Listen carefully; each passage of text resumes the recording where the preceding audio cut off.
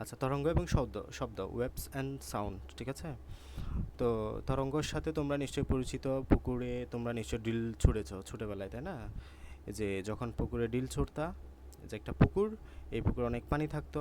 এই পানিতে যখন তোমরা ডিল ছুঁড়তা, দেখো না এখানে এভাবে ওয়েভের সৃষ্টি হয়, ওয়েভের এভাবে এখানে কিছু তরঙ্গের সৃষ্টি হয়, তরঙ্গের ওটাই হচ্ছে মূলত তরঙ্গ, ঠিক আছে? তো আজকে আমরা এই তরঙ্গ নিয়ে বিস্তারিত জানবো। তো তোমাদের জ্ঞাতার্থে বলে রাখছি, আমাদের অনলাইন এবং অফলাইনে এখন থেকে সেম টপিকে আমরা চালানোর চেষ্টা করব। মানে আমরা একটা টপিক অনলাইনে পড়ব, সেম টপিক আবার অফলাইনেও পড়ব, সেম ক্লাস। ফলে তোমাদের এর মধ্যে পড়াটা খুবই ভালো হবে আশা করি, ঠিক আছে? তো আমরা এই কম্বিনেশন আগে যাব। এর মধ্যে যদি তোমাদের পড়া মানে কোনো টপিক না বুঝো, এটা অফলাইনে বুঝতে পারো বা আমাকে প্রশ্ন দিতে পারো, আমি বুঝাই দিব। সো এই প্রসিডিউরটা আমরা আপাতত অ্যাপ্লাই করব। আগামীকাল তোমাদের সকাল টাইম দেওয়া আছে, সকাল যতটাই বলছি ততটা, আর 10টা 15 মোস্ট প্রবলি সকাল 10টা 15তে অফলাইন ক্লাস হবে। সকাল 10টা 15 আগামীকাল ক্লাসরুম একে। সো এই তরঙ্গ এবং শব্দ অধ্যায়টাই আগামীকাল সকালে আবার অফলাইনে পড়ানো হবে, ঠিক আছে? তাহলে আসো ফার্স্টে আমরা কি বুঝবো? আমরা সরল স্পন্দন গতি বা সিম্পল হারমোনিক মোশন বিষয়টা একটু ক্লিয়ার করব। আচ্ছা, খেয়াল করো, আমি তোমাদেরকে খুব সহজভাবে বলি। দেখো, এটা একটা বৃত্ত। এই বৃত্তাকার পথে ধরো আহ, একটা মার্বেল বা যে কোনো বস্তু ঘুরছে। ফ্যানের পাখার গতি বলো, ফ্যান ফ্যান ঘুরে না? ফ্যান, এই ফ্যানের পাখার গতি এইদিকে ঘুরে। ঘড়ির কাঁটার গতি, হ্যাঁ, ঘন্টার কাঁটা, মিনিটের কাঁটা, সেকেন্ডের কাঁটা, এই যে বৃত্তাকার পথে ঘুরে। এই গতিগুলোকে আমরা বলি বৃত্তাকার গতি। এই গতিগুলোকে আমরা কি বলি? বৃত্তাকার গতি, যেটা একটা নির্দিষ্ট বৃত্তাকার পথে ঘুরে। বুঝতে পারছো? যারা একটা নির্দিষ্ট বৃত্তাকার পথে ঘুরে তাদেরকে আমরা বলবো বৃত্তাকার গতি। এবং এই বৃত্তাকার গতির গতি যদি এমন হয়, এই বৃত্তাকার গতির টাইপ যদি এমন হয় যে এটা একটা নির্দিষ্ট বিন্দুকে, ধরো এটা হচ্ছে যে আমাদের ধরো 12টা। তো আমাদের এই 12টার কাঁটাটা, ঘন্টার কাঁটাটা প্রতি 12 ঘন্টা অন্তর অন্তর এই 12টাকে পাস করে যায়। প্রতি 12 ঘন্টা পর পর ঘন্টার কাঁটাটা, হ্যাঁ, এই যে সকাল 12টায় একবার ক্রস করে যাবে, তোমার দুপুর 12টায়, আবার রাতের 12টায় একবার ক্রস করে যাবে, এর পরের দিন সকাল 12টায় আবার ক্রস করে যাবে। তাহলে খেয়াল করে একটা নির্দিষ্ট বিন্দুকে ক্রস করছে, এটা কি 12টা। এবং এটা নির্দিষ্ট সময় পর পর অতিক্রম করছে। কত ঘন্টা পর পর? 12 ঘন্টা পর পর। তাহলে আমি কয়েকটা পয়েন্ট এখানে উল্লেখ করেছি, কিন্তু খেয়াল করো। একটা হলো যে তোমার নির্দিষ্ট বিন্দুকে অতিক্রম করবে। তাহলে ফার্স্ট পয়েন্ট হলো নির্দিষ্ট বিন্দু। নির্দিষ্ট বিন্দু, ফার্স্ট কথা কি, নির্দিষ্ট বিন্দুকে সে অতিক্রম করছে। এই যে এই 12টার সংখ্যাটা কি অতিক্রম করবে সে। আরেকটা কথা হচ্ছে যে নির্দিষ্ট সময় পর পর অতিক্রম করবে। তাহলে সেকেন্ড পয়েন্ট কি, নির্দিষ্ট সময় পর পর, নির্দিষ্ট সময় পর পর অতিক্রম করবে। তাহলে এখানে কত সময় পর পর পার করছিল? 12 ঘন্টা পর পর পার করছিল। তাহলে নির্দিষ্ট বিন্দুকে অতিক্রম করবে এবং নির্দিষ্ট সময় পর পর অতিক্রম করবে, ঠিক আছে? এটাও বলতে হবে নির্দিষ্ট দিক থেকে, এই যে এটা নির্দিষ্ট দিক থেকে অতিক্রম করছে এটা। তাহলে একটা কথা হচ্ছে যে তৃতীয় পয়েন্ট হচ্ছে যে নির্দিষ্ট দিক থেকে অতিক্রম করবে, নির্দিষ্ট দিক থেকে অতিক্রম করবে। তাহলে এরকম যখন আমরা দেখব, তখন ওই ব্যাগটাকে আমরা বলবো পর্যায়বৃত্ত গতি। তাহলে এই গতিকে আমরা কি বলবো? পর্যায়বৃত্ত গতি। তাহলে বৃত্তাকার গতির মধ্যে যদি তুমি এই তিনটা ফিচার্স দেখো, এই তিনটা বৈশিষ্ট্য দেখো, তখন সেই গতিকে তুমি বলবা পর্যায়বৃত্ত গতি। সেই গতিকে তুমি কি বলবা? পর্যায়বৃত্ত গতি। তাহলে আমি এখন যা বলেছি এই কথাগুলো সংক্ষেপে এক্সপ্লেইন করো জোনায়েদ।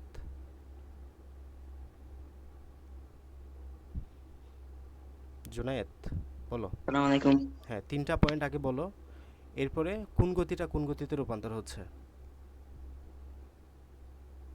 এই নির্দিষ্ট বিন্দুকে কেন্দ্র করে হ্যাঁ, নির্দিষ্ট সময় পর পর ভেরি নির্দিষ্ট গুড। দিকে হ্যাঁ, নির্দিষ্ট দিকে কোনো একটা বিন্দু এই যখন অতিক্রম করবে তখন সেটাকে আমরা পর্যাবৃত্ত উম, গতি বলবো। হ্যাঁ, সেই বৃত্তাকার গতি হচ্ছে মূলত পর্যাবৃত্ত গতি, ঠিক আছে? আহাত, বলো তো ভাইয়া, তিনটা পয়েন্ট কি কি ছিল?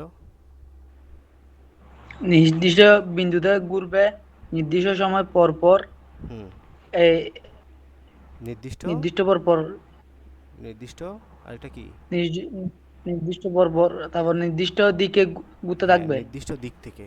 ওই যে দেখো না, আমাদের 24 ঘন্টায় রাত হয়, 24 ঘন্টায় দিন হয়, 24 ঘন্টা পর পর দিন হয়, 24 ঘন্টা পর পর রাত হয়। হুম, তাহলে 24 ঘন্টায় পুরোপুরি একদিন হয়। এই যে সূর্যের চারদিকে পৃথিবীর যে ঘূর্ণন, এবং আবার পৃথিবীর নিচক্কের চারদিকে যে ঘূর্ণন 365 দিন পর এক বছর হয়। এই সবগুলো ঘূর্ণনই কিন্তু পর্যায়বৃত্ত গতির উদাহরণ। সেমভাবে তোমার উপরে যে ফাঁকাটা আছে, সিলিং ফ্যান, এই সিলিং ফ্যানের গতিটাও কিন্তু পর্যায়বৃত্ত গতির উদাহরণ। তাহলে আমাদের চারপাশে তো অনেক গতি আমরা দেখি, পর্যায়বৃত্ত গতির উদাহরণ। ঠিক আছে, আমাকে নাইমামুনি একটা পর্যায়বৃত্ত গতির উদাহরণ বলো তো।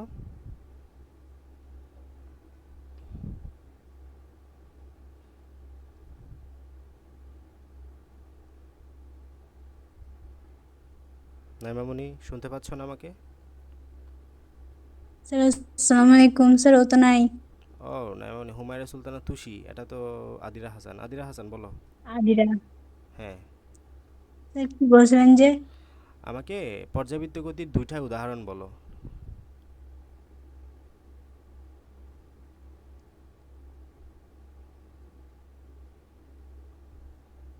একটা হলো তোমার মাথার উপরে আছে, বলো এই গতিটার নাম কি? পর্যাবৃত্ত গতি। মাথার উপরে কি আছে? তার গড়ি। হ্যাঁ, ফ্যান। হ্যাঁ, ফ্যানের পাখা। পাখার গতি, তাহলে পাখার পাখা। গতিটা একটা পর্যাবৃত্ত গতি। আরেকটা বললাম ঘড়ির, হ্যাঁ, ঘড়ির গতিটা পর্যাবৃত্ত গতি। গড়ি। আরেকটা গতি হচ্ছে যে সূর্যের চারদিকে পৃথিবীর ঘূর্ণন, এটা একটা পর্যাবৃত্ত গতি। বুঝতে পারছো? তাহলে সব কিছু হলো তোমার পর্যাবৃত্ত গতির উদাহরণ। এই যে একটা নির্দিষ্ট বিন্দুকে একটা নির্দিষ্ট দিক থেকে নির্দিষ্ট সময় পর পর যখন অতিক্রম করবে, এগুলো হচ্ছে সব পর্যাবৃত্ত গতি। ঠিক আছে, তাহলে এখন আমি তোমাদেরকে আরেকটু ডিপে নিয়ে যাই, খেয়াল করে একটু। মানে এই সরল ছন্দিতে স্পন্দন গতি বোঝানোর জন্য আমাকে এত কিছু কথা বলতে হচ্ছে। ঠিক আছে, মূলত তোমাদের এখানে বুঝতে হবে আলটিমেটলি এটা। তাহলে পর্যাবৃত্ত গতি আশা করি বুঝছো। পর্যাবৃত্ত গতি মানে কি, একটা নির্দিষ্ট বিন্দুকে নির্দিষ্ট দিক থেকে নির্দিষ্ট সময় পর পর অতিক্রম করবে। এই যে একটা নির্দিষ্ট বিন্দুকে নির্দিষ্ট দিক থেকে নির্দিষ্ট সময় পর পর অতিক্রম করাটাই হচ্ছে পর্যাবৃত্ত গতি। তাহলে খেয়াল করো, এই যে এটা একটা পর্যাবৃত্ত গতি, তাহলে একটা নির্দিষ্ট বিন্দুকে, এই যে একটা নির্দিষ্ট বিন্দুকে এভাবে করে অতিক্রম করছে, একটা নির্দিষ্ট বিন্দুকে এভাবে করে অতিক্রম করছে। আমি খেয়াল করো, আমি বৃত্তটা একটু চ্যাপ্টা করে দিব, বৃত্তটাকে একটু চ্যাপ্টা করে দিই। খেয়াল করো তো, আমি একটু এটাকে এরকম করে চ্যাপ্টা করে দিলাম। মনে করো যে বৃত্তটা ছিল এমন, তো আমি এটাকে চ্যাপ্টা করে দিচ্ছি, একটু এরকম করে চ্যাপ্টা করে দিলাম। তাহলে এখন বিন্দুটা এভাবে করে ঘুরবে। তোমরা জাস্ট মনে মনে ভিজুয়ালাইজ করো যে এই বিন্দুটা এরকম করে এদিকে ঘুরছে, এদিকে করে এরকম করে ঘুরছে। তাহলে এই বিন্দুটা এখন এভাবে করে ঘুরলো। তাহলে আমি কি করব, এই বৃত্তটাকে আরেকটু চ্যাপ্টা করে দিব। ঠিক আছে, এই বৃত্তটাকে আরেকটু চ্যাপ্টা করে দিই। খেয়াল করো, চ্যাপ্টা করে দিলে এটা একদম এরকম হয়ে যাবে। তাহলে এখন এরকম করে ঘুরবে বৃত্তটা, বিন্দুটা এরকম করে ঘুরবে এই পথে। আমি আরেকটু চ্যাপ্টা করে দিব এই বৃত্তটাকে। এই যে এই বৃত্তটাকে এখন আরেকটু চ্যাপ্টা করে দিই। খেয়াল করো, চ্যাপ্টা করে দেওয়ার পরে এইরকম হয়ে যাবে, একদম এইরকম হয়ে যাবে। ঠিক আছে, এখন এই বিন্দুতে এভাবে করে ঘুরবে, এটা এভাবে করে ঘুরবে। আমি এখন আরেকটু চ্যাপ্টা করে দিব। আরেকটু চ্যাপ্টা করতে গিয়ে দেখা যাবে যে এটা এরকম হয়ে যাবে, স্ট্রেট লাইন হয়ে যাবে, মানে চ্যাপ্টা করতে করতে এরকম হয়ে যাবে। এখন এরকমের মধ্যে কী হবে, এই বিন্দুটা একবার এদিকে যাবে, একবার এদিকে যাবে, এই বিন্দুটা একবার এদিকে যাবে, একবার এদিকে যাবে, মানে যে বিন্দুটা মূলত এটাকে কেন্দ্র করে ঘুরতেছিল একটা নির্দিষ্ট নির্দিষ্ট দিক থেকে, এখন সেটা একটা সরলরেখার মতো হয়ে গেছে। সরলরেখার একটা নির্দিষ্ট দিকে অতিক্রম করতেছে, আবার বিপরীত দিকে যাচ্ছে, আবার বিপরীত দিকে, আবার এদিকে, আবার বিপরীত দিকে। এবার মানে একটা সরলরেখা চিন্তা করলে, সরলরেখা একটা নির্দিষ্ট সময় পরে এদিকে যাচ্ছে, আবার তার বিপরীত দিকে যাচ্ছে, আবার এদিকে যাচ্ছে, আবার এদিকে যাচ্ছে। এবং এটাই হচ্ছে যে সিম্পল হারমোনিক মোশন, বা তোমাদের বইয়ে যেটা বলা হয়েছে সরল স্পন্দন গতি বা সিম্পল হারমোনিক মোশন, HHM। এটাকে কী বলা হয়? HHM, সরল ছন্দিত গতি, simple harmonic motion, simple harmonic motion. বুঝে গেছে? তাহলে এই যে সিম্পল হারমোনিক মোশনের সংজ্ঞাটা তুমি কেমনে দিবা? সেটা হচ্ছে যে পর্যায়কালের অর্ধেক সময় একটা নির্দিষ্ট দিকে, বাকি অর্ধেক সময় তার ঠিক বিপরীত দিকে যখন যাত্রা করবে। পর্যায়কালের অর্ধেক সময় একটি নির্দিষ্ট দিকে, বাকি অর্ধেক সময় তার ঠিক বিপরীত দিকে যখন যাত্রা করবে, সেটা হচ্ছে যে সিম্পল হারমোনিক মোশন। সেটা কি? সিম্পল হারমোনিক মোশন বা সরল ছন্দিত স্পন্দন গতি। ঠিক আছে, এই সরল ছন্দিত স্পন্দন গতি নিয়ে মূলত আমরা আজকে পড়াশোনা করব। এখন সেম গতিটা তুমি একটি স্প্রিংয়ের মধ্যে দেখতে পারো। একটি স্প্রিং, তোমরা স্প্রিং দেখেছো না ছোটোবেলায়, বা দেখো না অনেক কাজে? এই যে স্প্রিংয়ের মধ্যে যখন তুমি একটা বর ঝুলাবা, এই যে স্প্রিংয়ের মধ্যে যখন তুমি একটা বর ঝুলাবা, মনে করো যে এটা একটি স্প্রিংয়ের মধ্যে মনে করো এখানে কিছু ঝুলানো নাই আপাতত। তো তো ঝোলানো না থাকলে এটা দৈর্ঘ্য মনে করে এতটুকু আছে, বাট তখন তুমি ঝোলাবা, এখানে বড় কিছু ঝুলাই দিবা বা হাতে ধরে টান দিবা, দেখবে যে স্প্রিংটা ঝুলতে আছে একবার উপরের দিকে, একবার এদিকে, একবার এখানে, একবার এখানে, একবার এদিকে, একবার এদিকে। তাহলে এটা একটা পর্যাবৃত্ত গতি না? এই যে একটা সে তোমার একবার উপরে, একবার নিচে, একবার উপরে, একবার নিচে, একবার উপরে, একবার নিচে, এই যে একবার উপরে, একবার নিচে, এরকম যাওয়াটাই তো কি পর্যাবৃত্ত গতি। তাহলে স্প্রিংয়ের যে গতি, এটাকে আমরা কি বলতে পারবো? তোমার সরল সঞ্চিত স্পন্দন গতি বলতে পারবো বা পর্যাবৃত্ত গতি বলতে পারবো। তো এই যে পর্যাবৃত্ত গতি নিয়ে মূলত আমাদের ইন ডেপথ বিস্তারিত তোমরা কখনো যদি ইঞ্জিনিয়ারিং পড়ো, এইচএসসিতে আমাদের এখানে মোটামুটি পড়ানো হবে পর্যাবৃত্ত গতি, একটা অধ্যায় আছে ওটাতে। তোমরা মেইনলি এখানে কখনো যদি ইঞ্জিনিয়ারিং পড়ো, ওখানে সরল সঞ্চিত বা এসএম চ্যাম কণা নিয়ে বিস্তারিত পড়ানো হয়। যাই হোক, এখানে আমরা কিছুটা টপিক দেখব, খেয়াল করো। একটা উল্লেখ্য, স্প্রিংয়ের নিচে একটা বল লাগিয়ে সেটা নিচের দিকে টেনে ছেড়ে দিলে সেটা উপরে নিচে দুলতে থাকে। এই যে এখনই আমি বললাম, একটা স্প্রিংয়ের নিচে তুমি একটা বল লাগিয়ে দিলা, সেটা উপরে নিচে তখন দুলতে থাকবে। তাহলে এটা একটা কি তোমার পর্যাবৃত্ত গতি বা সরলচালিত স্পন্দন গতি। আমরা দেখেছি ঘর্ষণের জন্য বা অন্য কোনো কারণে শক্তির অপচয় হয় বলে এটা সবসময় থেমে যায়, তা না হলে এটা অনন্তকাল চলতে থাকতো। মানে এটা আমাদের নিউটনের দ্বিতীয় গতির সূত্রগুলো আমরা পড়ছিলাম না, নিউটনের সূত্রের মতে এটা প্রথম সূত্রের মধ্যে আজীবন এভাবে দুলতে থাকতো। বাট আমরা জানি এটা এক সময় স্টপ হয়ে যাবে। কেন স্টপ হয়ে যাবে? কারণ এটা আলটিমেটলি আমাদের শক্তি ক্ষয় হচ্ছে, কিনা ঘর্ষণের জন্য শক্তি ক্ষয় হচ্ছে। তো আমরা এটাও দেখেছি যে স্প্রিংয়ের সাথে লাগানো বলটা গতিশক্তি এবং স্থিতিশক্তির মাঝামাঝি আদান প্রদান ঘটে। ধরে নেওয়া যেতে পারে যে স্প্রিংটি হুকের সূত্র মেনে চলে। আমরা হুকের সূত্র পড়ি নাই, আমরা পথের চা পদে এটা পড়বো বিস্তারিত। তো সূত্রটা আবার মনে করিয়ে দিয়ে যাক, স্প্রিংয়ের ধ্রুবক যদি কে হয়, তাহলে স্প্রিংয়ের শেষে যদি প্রান্তাবস্থা যদি সাম্যাবস্থা থেকে এক জড়িত হয়, তাহলে স্প্রিংয়ের উপযুক্ত পত্তনে বলা হলো F=kx। মানে আমি এখানে বলি, খেয়াল করো, এই যে এখানে তুমি একটি স্প্রিং ধরলা না, এই স্প্রিং ধরো যে এতটুকু ছিল আগে, বাট এতটুকু মনে করো যে এতটুকু ছিল স্প্রিংটা আগে। তুমি একটা বর ঝুলাইলা, বর ঝুলানোর পরে স্প্রিংটা এখানে লম্বা হয়ে যাবে না, আলটিমেটলি লম্বা হওয়ার পরে ধরো যে এতটুকু থেকে লম্বা হয়ে এটা আবার এতটুকু হলো, হ্যাঁ, এখানে বর ঝুলানোর পরে। তাহলে এই যতটুকু লম্বা হলো এটা হচ্ছে যে এক্স। যতটুকু লম্বা হলো এটাকে কী বলবা? যতটুকু লম্বা হলো ততটুকু হলো যে এক্স, মানে যতটুকু দৈর্ঘ্য বৃদ্ধি পেল।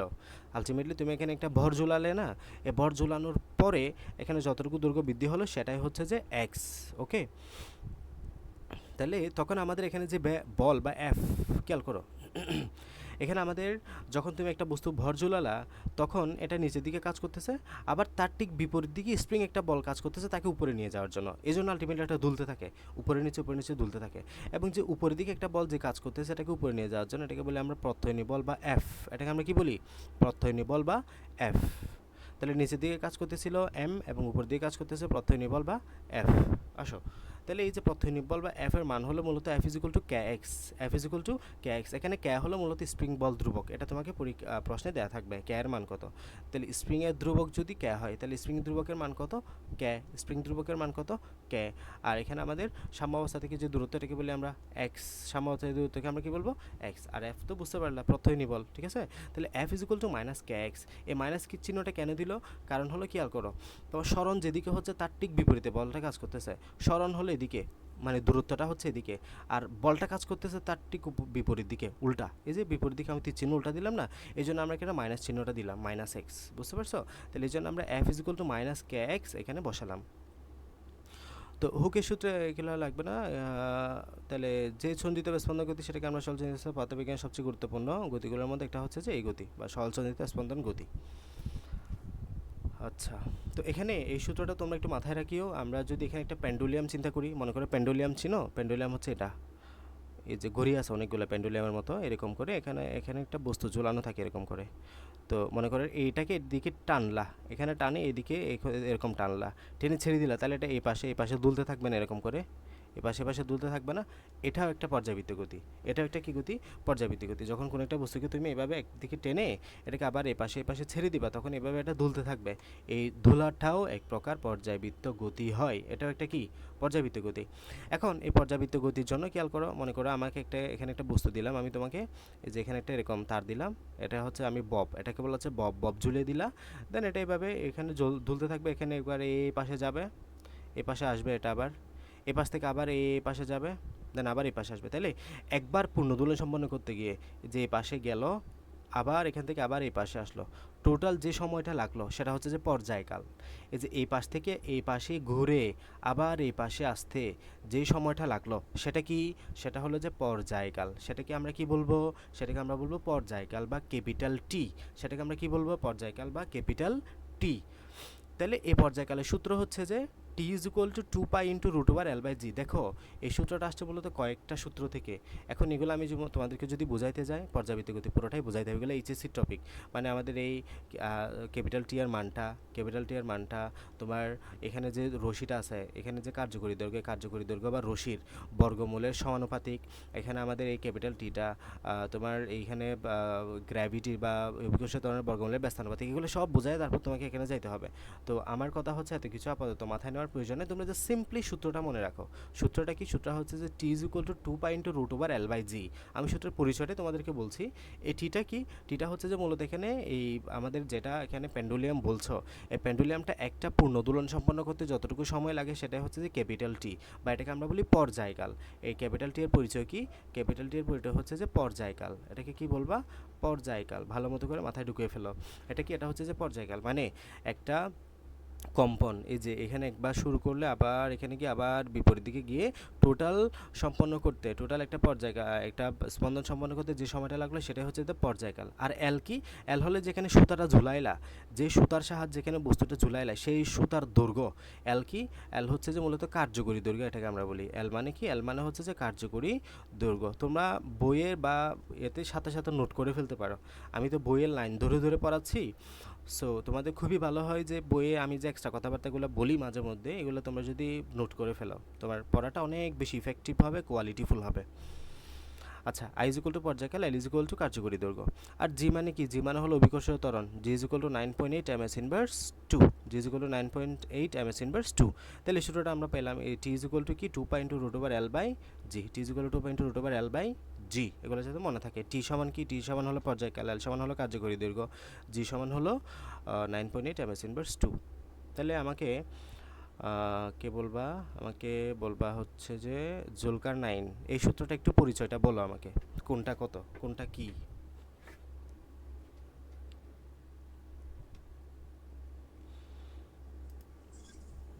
এখানে টি হচ্ছে আগে সূত্রটা বলো। পর্যায়কাল, T equal 2 pi hmm, root l by g. হ্যাঁ, root over L by g. তারপর এখানে টি হচ্ছে পর্যায়কাল আচ্ছা, আর এল হচ্ছে কার্যকরী দৈর্ঘ্য, মানে এই পেন্ডুলিয়ামের যে সুতাটা আছে ওইটা। হুম, আর জি হচ্ছে 9.8 এমএস ইনভার্স 2। হ্যাঁ, ভেরি গুড। আহাত, সূত্রটা কি বুঝছো বাবা? জি স্যার, জি ভাইয়া। ওকে।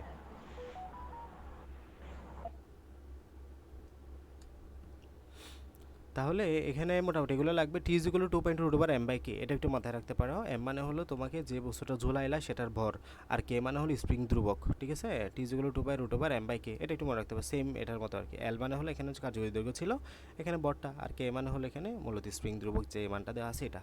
দুইটা সূত্র আমরা পড়লাম, ওকে? এই দুইটা সূত্র দিয়ে আমরা ম্যাথ করব কিন্তু। এখানে একটা ম্যাথ আমাদেরকে দেওয়া আছে, আমরা একটু প্র্যাকটিস করি তাহলে। এটা দেখো, প্রশ্ন 1 মিলিমিটার লম্বা একটা সুতা দিয়ে 10 গ্রাম বরের একটা পাথর ঝুলিয়ে দাও।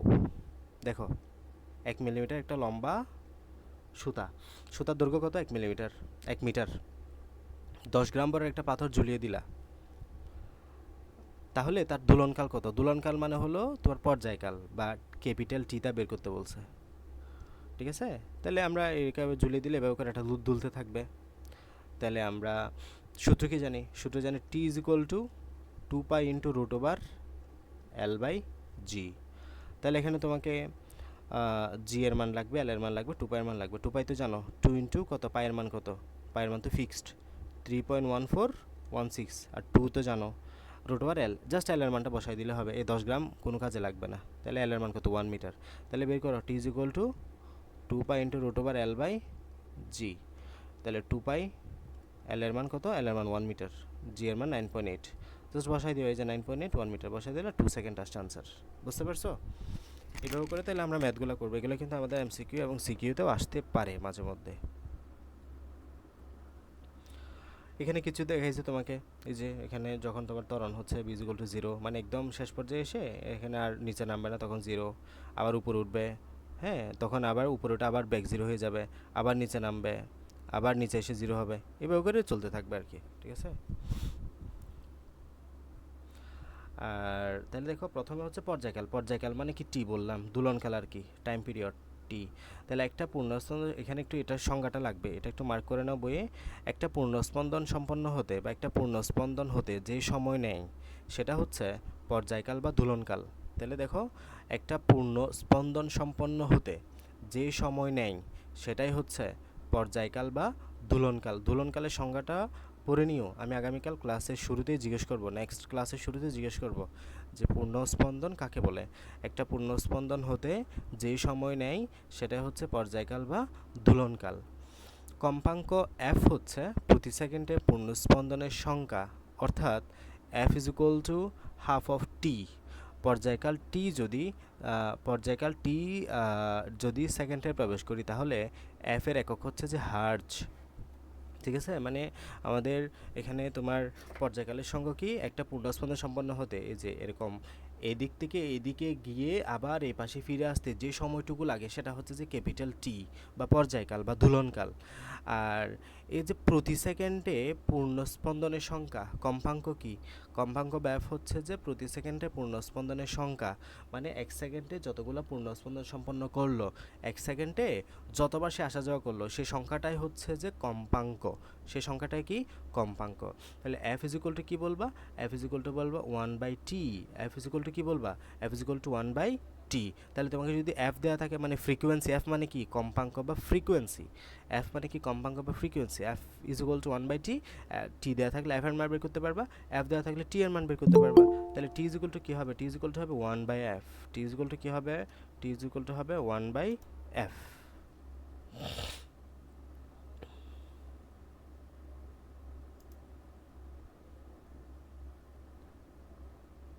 ওকে।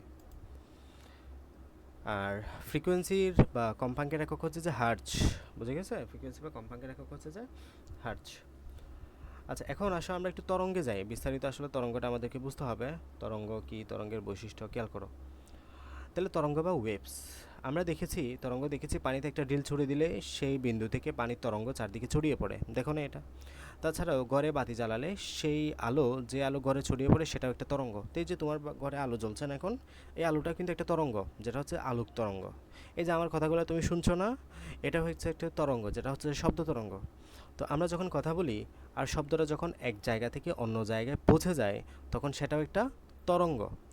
একটি স্প্রিংকে সংকুচিত করে ছেড়ে দিলে তার ভিতরে যে বিচ্যুতিটা ছুটে যায় সেটাও একটা তরঙ্গ। টান করে রাখা একটা দড়ির মধ্যে ঝাঁকুনি দিলে যে বিচ্যুতিটা হয় সেটাও একটা তরঙ্গ। এক কথায় বলা যায় তরঙ্গ কি আমরা সেটা অনুভব করতে পারি? কিন্তু যদি তার জন্য পদার্থবিজ্ঞানের ভাষায় একটা সুন্দর সংজ্ঞা দিতে চাই তাহলে কি বলবো?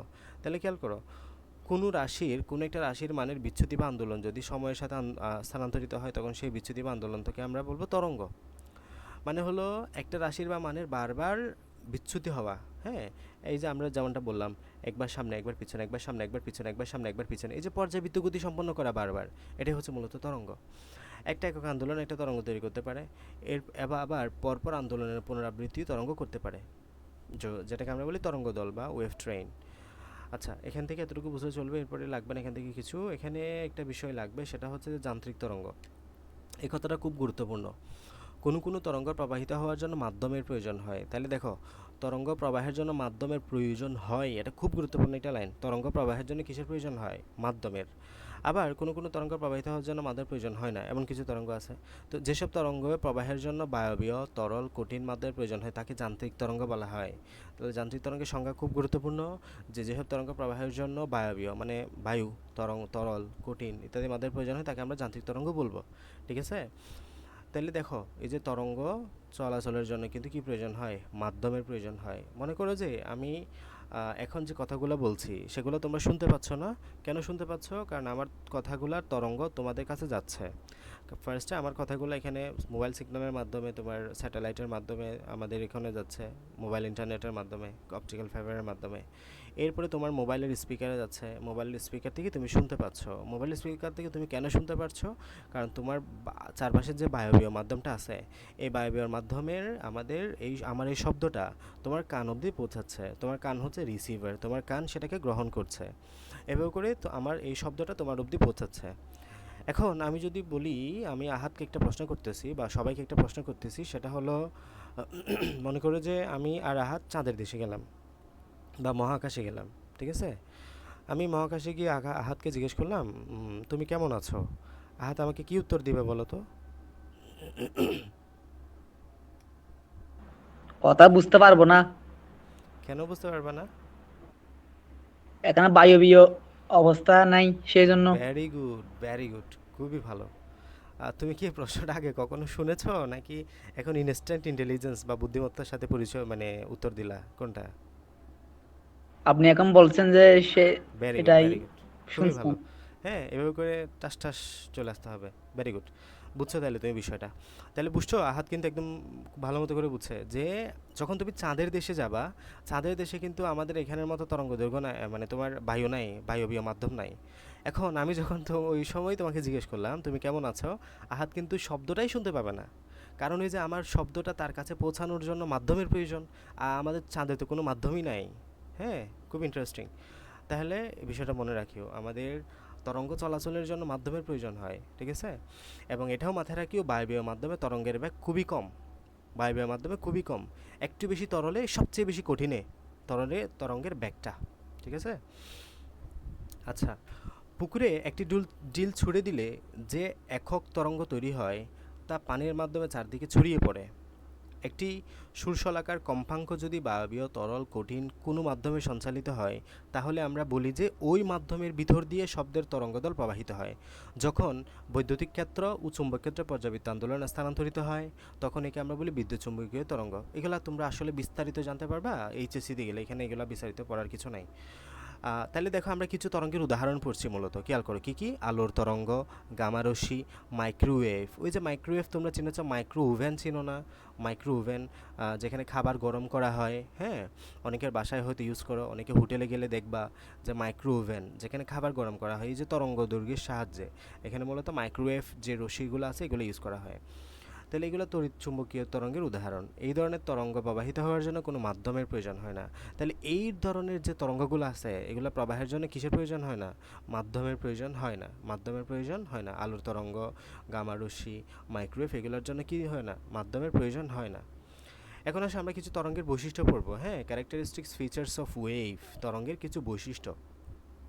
ফার্স্ট কথা, তরঙ্গের প্রবাহের জন্য মাধ্যমের প্রয়োজন হবে। তাহলে একটা মাধ্যমের ভিতর যখন তরঙ্গ যেতে থাকে, তখন মাধ্যমের কণাগুলো নিজ নিজ অবস্থান থেকে শুধুমাত্র স্পন্দিত হয়, কিন্তু নিজেরা তরঙ্গের প্রবাহের দিকে সরে যায় না। মানে হলো, জাস্ট তারা নিজেদের বলে তোমার যে শক্তির স্থানান্তর করে। হ্যাঁ, এই যে এখানে বিষয়টা তুমি খেয়াল করো। এখানে মনে করো যে একটা তরঙ্গ তৈরি হচ্ছে, হ্যাঁ, তরঙ্গটা উপরে উঠলো, আবার নিচে নামবে, এটা আবার উপরে উঠবে, আবার নিচে নামবে, আবার উপরে উঠবে, আবার নিচে, এভাবে করে সে নিজে উপরে ওঠানামা করবে। উপরে ওঠানামার কারণে শক্তিটা আলটিমেটলি সঞ্চয় হচ্ছে, তোমার প্রবাহিত হচ্ছে সামনের দিকে। বুঝতে পারছো? তার মানে তরঙ্গের কণার অবস্থানের কোনো পরিবর্তন হয় না। তরঙ্গের মধ্যে কণার অবস্থানের কোনো পরিবর্তন হয় না, স্থানের পরিবর্তন হয় শক্তির, মানে শক্তির ঘোলা স্থানান্তরিত হয়ে থাকে। বুঝতে পারছো? তাহলে তরঙ্গের মধ্যে যে কণাগুলো স্থানান্তরিত তোমার স্পন্দিত হয়, এগুলোর নিজস্ব কোনো জায়গার পরিবর্তন হয় না। তাহলে মাধ্যমের কণাগুলা নিজ নিজ অবস্থান থেকে শুধুমাত্র স্পন্দিত হয়। স্পন্দিত মানে উঠানামা করে, বারবার উঠানামা করা, কিন্তু নিজেরা তরঙ্গের দিকে সরে যায় না। মানে তরঙ্গ যদি সামনে যায় তাহলে সে সামনে চলে যাবে না, ঠিক আছে? এরপরে, তরঙ্গের মাধ্যমে শক্তি এক স্থান থেকে অন্য স্থানে প্রবাহিত হতে পারে।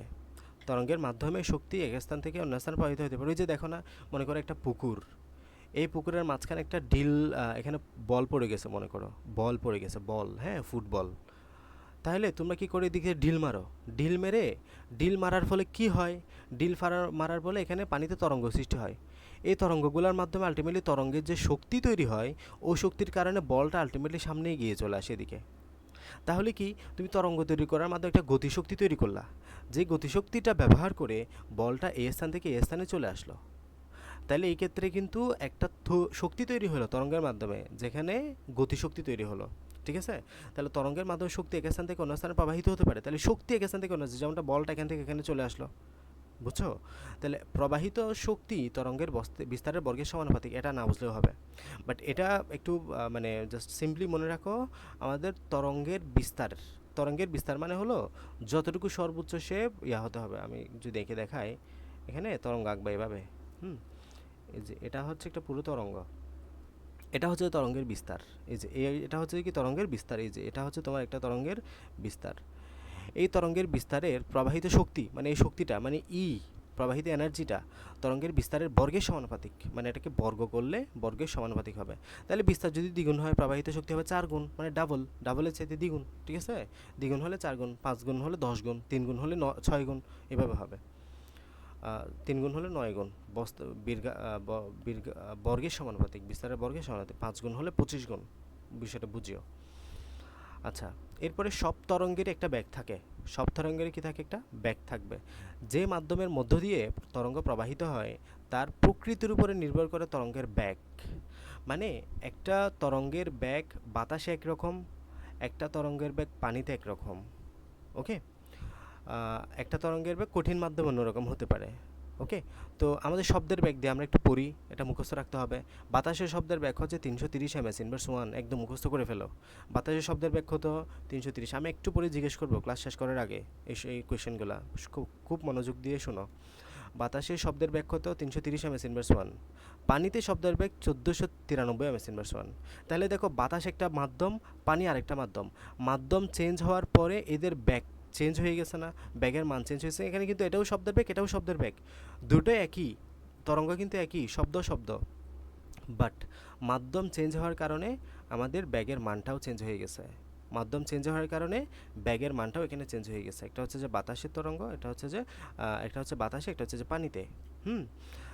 তো এটাই আর কি। হ্যাঁ, তাহলে বাতাসের শব্দ তরঙ্গ ব্যাগ কত? 330 ms/1, ভালো মতো মুখস্থ করো। পানিতে 1493 ms/1। ms/1 হলো ব্যাগের একক। ms/1 মানে কি? ব্যাগের একক। এরপরে তরঙ্গের কি হয়? তরঙ্গের প্রতিফলন হয়, প্রতিসরণ হয়। এগুলো খুবই বাস্ট টপিক। তরঙ্গের প্রতিফলন প্রতিসরণ নিয়ে বিশাল পড়াশোনা। পরের দুটি অধ্যায়ে আমরা আলোর প্রতিফলন, আলোর প্রতিসরণ নিয়ে পড়াশোনা করব। প্রতিফলন মানে তো বুঝো আশা করি। প্রতিফলন মানে কি? এই যে তুমি এখানে একটা কথা বললা, এই কথাটা শব্দটা এখানে ধাক্কা খাবে, ধাক্কাকে আবার তোমার কাছে ফিরে আসছে, এটা হচ্ছে যে প্রতিফলন। তোমরা দেখো না, এটাকে আমরা বলি ইকো। একটা খালি ঘরে তুমি যাও, মানে একটা, মানে যে ঘরে কোনো জিনিসপত্র খুব একটা নাই, ওই ঘরে গিয়ে তুমি যদি কথা বলো, ওই ঘরে তুমি যদি সাউন্ড করে, দেখবে যে তোমার সাউন্ডটা তুমি ডাবল শুনতে পাচ্ছ। কোনো একটা পাহাড়ের সামনে গিয়ে তুমি যদি চিৎকার করো, তুমি তোমার সাউন্ডটা দুবার শুনতে পাবা। হ্যাঁ, এটা হচ্ছে যে তরঙ্গের প্রতিফলন। মানে তুমি এখানে শব্দটা তৈরি করলা, এই শব্দটা এখানে দেওয়ালের কাছে ধাক্কা খেলো, ধাক্কা কি আবার তোমার কাছে চলে আসলো, এটা হচ্ছে যে তরঙ্গের প্রতিফলন। তোমার যেখানে শব্দ হলো, এই শব্দ তরঙ্গের প্রতিফলন স্পেসিফিকভাবে বলতে গেলে, বুঝতে পারছো? এবং এই শব্দ তরঙ্গের প্রতিফলনের জন্য আমরা ওভারল্যাপ বা উপরিপাতন হয়। উপরিপাতন অনেকগুলো টপিক আছে, ব্যতিচার, বিট। আমরা যে শব্দের বিট শুনি, এই যে ধুম ধুম একটা বিট শুনো না তোমরা, এই বিটটাও কিন্তু আমাদের শব্দের প্রতিফলনের জন্য হয়ে থাকে। এগুলা বিস্তারিত তোমরা বড় হলে বিস্তারিত পড়বা। আপাতত জানো, শব্দের তরঙ্গের কি হতে পারে? তরঙ্গের প্রতিফলন হতে পারে, তরঙ্গের প্রতিসরণও হতে পারে। প্রতিসরণ মানে তো জানো, প্রতিসরণ মানে হলো একটা মাধ্যম ভেদ করে অপর মাধ্যমে চলে যাওয়া। আর প্রতিফলন মানে হলো একটা মাধ্যম থেকে এই মাধ্যমের যে এখানে তোমার এখানেই আছে একটা ব্যবধায়ক আছে, এখান থেকে আবার এই পাশে ফিরে চলে আসা। আর প্রতিসরণ হলে যে এই পাশে ফিরে আসবে না, বরঞ্চ এই পাশে চলে যাবে। হ্যাঁ, আয়না একটা প্রতিফলক হিসেবে কাজ করে। আয়নাতে তুমি এই পাশে তাকালে তোমাকে এখানে দেখা যায়, মানে তোমার বিম্বটা এই পাশ থেকে গিয়ে আবার এই পাশে তোমার কাছে ফিরে আসছে, মানে একটা প্রতিফলন। হ্যাঁ, আর প্রতিসরণ মানে হলো একটা আয়না এমনি কাঁচ আছে না, নর্মাল কাঁচ, যেগুলো এদিক থেকে এদিকে দেখা যায়, এগুলো হচ্ছে যে প্রতিসরণ। ঠিক আছে, এখানে একটা আলো ফেললে দেখবা যে আলোটা এই পাশে ফিরে আসবে না, এটা এই পাশে পাস হয়ে যাচ্ছে, এটা হচ্ছে যে প্রতিসরণ। আর সাধারণ চশমার কাঁচ যেগুলো ইউজ করে, এটা একটা প্রতিসরণের উদাহরণ হতে পারে। তাহলে আপাতত জেনে রাখো যে এক মাধ্যম থেকে অন্য মাধ্যমে যাবার সময় তরঙ্গের খানিকটা বা সবটা প্রথম মাধ্যমে ফিরে আসার ঘটনাকে আমরা প্রতিফলন বলি। মানে খেয়াল করো, মনে করো যে আমরা এখানে আলোক তরঙ্গ ফেলবো, মনে করো যে এটা একটা মনে করো যে আয়নার মধ্যে তুমি একটা টর্চ লাইট নিক্ষেপ করলে, টর্চের আলোটা এখানে ফেললে দেখবে যে আলোটা আবার বিপরীত দিকে ফেরত চলে আসছে। তোমরা দেখিও, আয়নার মধ্যে একটু টর্চ লাইট ফেলে দেখো, দেখবে যে আলোটা এখান থেকে মারলে আবার এখান থেকে ফেরত চলে আসছে। তাহলে এটা তো তরঙ্গের প্রতিফলন হলো। মূলত তরঙ্গের কি হলো? প্রতিফলন। এই যে একটা আলোক তরঙ্গ তুমি এখানে ফেললা, এই তরঙ্গটা আবার এদিকে চলে আসছে, বুঝতে পারছো? তাহলে এটা প্রতিফলন। তো তরঙ্গের প্রথম মাধ্যম থেকে দ্বিতীয় মাধ্যমে প্রবেশ করার ঘটনাকে প্রতিসরণ। আবার এমনটাও হতে পারে, মনে করো এটা তুমি আয়নার পরিবর্তে তুমি নর্মাল যে কোনো একটা কাঁচ নিলা, নর্মাল গ্লাস, যেখানে ট্রান্সপারেন্ট মানে স্বচ্ছ গ্লাস, এদিক থেকে এই পাশে দেখা যাবে। তো এটা কিন্তু তোমার কি হবে, প্রতিসরণ হবে, মানে এই পাশ থেকে এই পাশে তো ফিরে আসবে না, এই পাশে চলে যাবে। তাহলে এই পাশে প্রবেশ মাধ্যমে দ্বিতীয় মাধ্যমে প্রবেশ করে ফেলে, প্রথম মাধ্যম থেকে দ্বিতীয় মাধ্যমে প্রবেশ করে ফেলে, সেটাকে আমরা বলবো প্রতিসরণ। তাছাড়াও আমরা যখন শব্দের প্রতিধ্বনি শুনি, যখন আমরা আসলে শুনি প্রতিফলিত শব্দ, মানে আমরা দেখো না, যেটা বললাম আমি, এখানে তুমি দাঁড়ায় আছো, এখান থেকে শব্দ করলা, শব্দটা এখান থেকে বাধা পেয়ে আবার তোমার কানে এসে বাজলো, তোমার শব্দটাই আবার, এটা একটা প্রতিফলিত শব্দ মূলত। তো পানিতে ডুবে থাকা অবস্থায় আমি যদি বাইরের শব্দ শুনি, এটা হচ্ছে প্রতিসরিত শব্দ, মানে তুমি পানিতে ডুবে আছো, তুমি বাইরের শব্দ শুনতে পাচ্ছ, এটা একটা প্রতিসরিত শব্দ, কারণ এটা বায়বীয় মাধ্যম থেকে পানিতে প্রবেশ করে ফেলছে। ঠিক আছে। আরেকটা ধর্ম হচ্ছে যে তরঙ্গের যতগুলো বৈশিষ্ট্য আছে তার মাঝে সবচেয়ে গুরুত্বপূর্ণ হচ্ছে যে উপরিপাতন। এই উপরিপাতন নিয়ে বিস্তারিত পড়বে তোমরা একটু বড় হলে, এইচএসসিতে এটা নিয়ে পড়াশোনা আছে।